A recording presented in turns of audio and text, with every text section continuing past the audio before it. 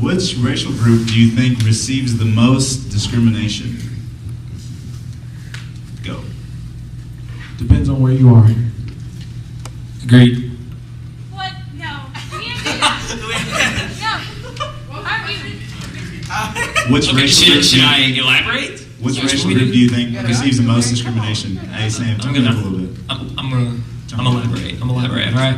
Okay. So I think that if you're in Kentucky, I would agree that probably in the majority of places in Kentucky, black people do receive the most discrimination. If you're from like Harlem, probably maybe white people receive the most discrimination. I mean, I don't know. I've not been in Harlem, but you know, bottom line is that different, like as we're saying, different groups discriminate against different groups.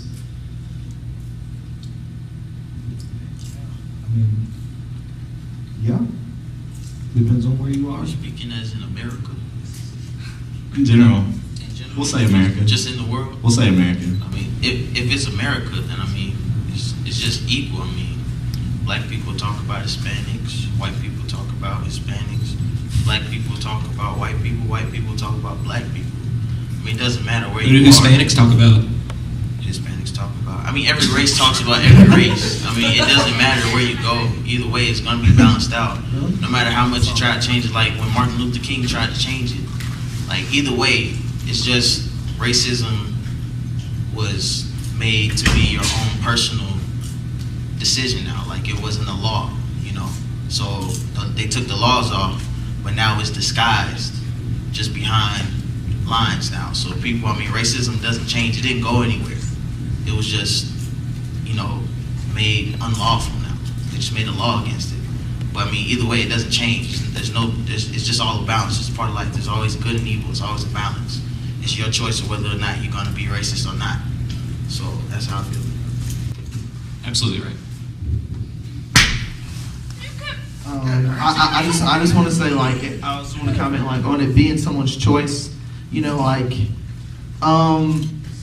are all entitled to make our own decisions, and just because, I'm going to put this out there, I'm going to make some people mad, don't care.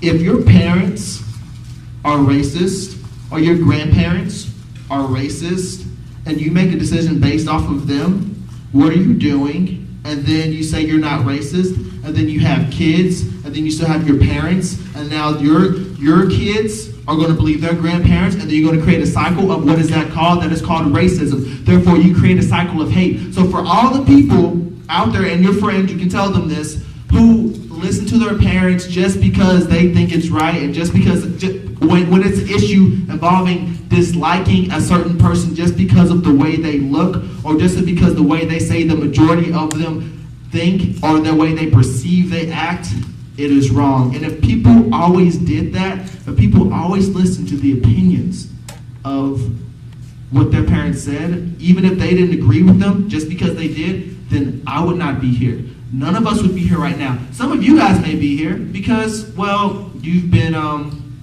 you're the majority, and you guys have, a lot of, leeway on everything. So I just really want to let you know that, and that comes from my heart, because I've had a lot of friends who have come to me and be like, bro, talk to this girl, says she can't talk to me. Why? Because I'm black.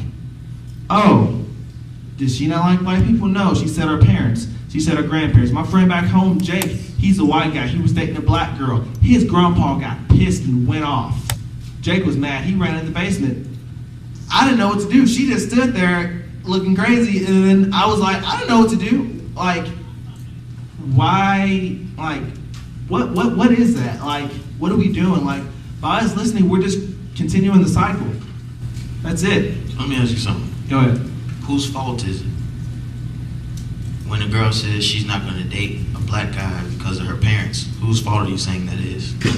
I'm going to say that would be the fault of, I guess, honestly, you, because you're making the decision.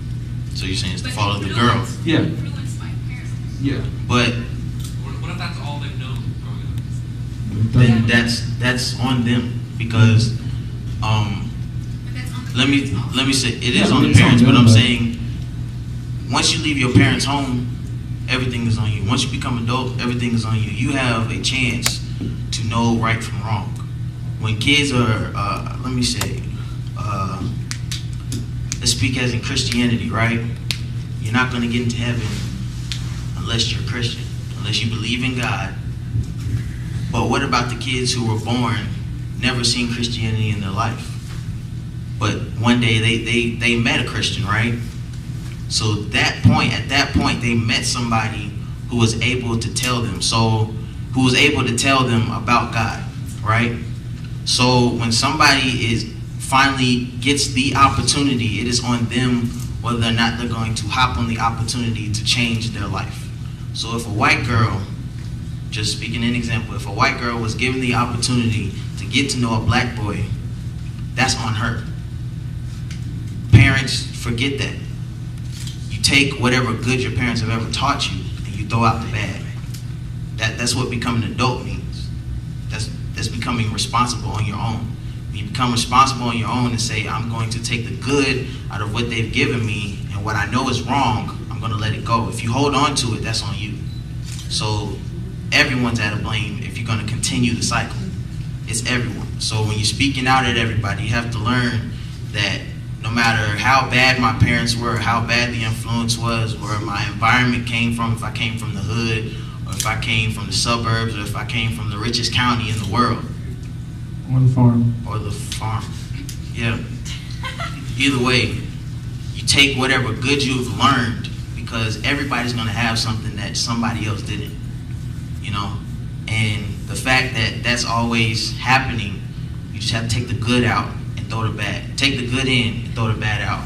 And that's on you once you reach that point of maturity, because that's just what being an adult mature is.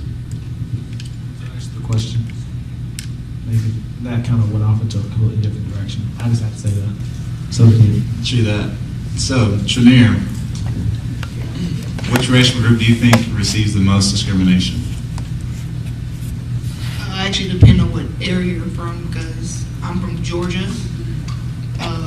I grew up in a mostly predominantly black school, and growing up, there was only one white kid on the bus, so he usually just sat in the front. I sat wherever I could, I didn't care. But he sat in the front when we were in middle school. He was walking down the hall crying, and people were looking, laughing, and I was like maybe the only one looking like, oh, poor kid, because he's crying down the hall, and the teacher had to pull him aside and talk to him. But, you know, he was the enigma in the school because he was white. In high school, you know, you had those ESOL classes where everybody's grouped differently. You have the Hispanic kids that can only speak Spanish, or they try to speak English and the other languages, and it's like people look at them as they walk down the hall in their groups and they laugh, you know. But if you're willing to break the barrier, then you could give all the people equality. So if you want to say which racial group has it more better, you have to go, you got to look at the places, and you got to look at how people are also being raised. Like if you can raise your kid to say, look at them, they're just like you, they're a little boy, little girl, then yeah, they'll go up to every other little kid and they'll shake their hand or they'll try to play. But if you say, no, only play with that one, only play with them, then yeah, they're gonna start grouping up together in their own little racial groups, because that's the only thing they're used to. They're only used to seeing black people, they're gonna be around black people.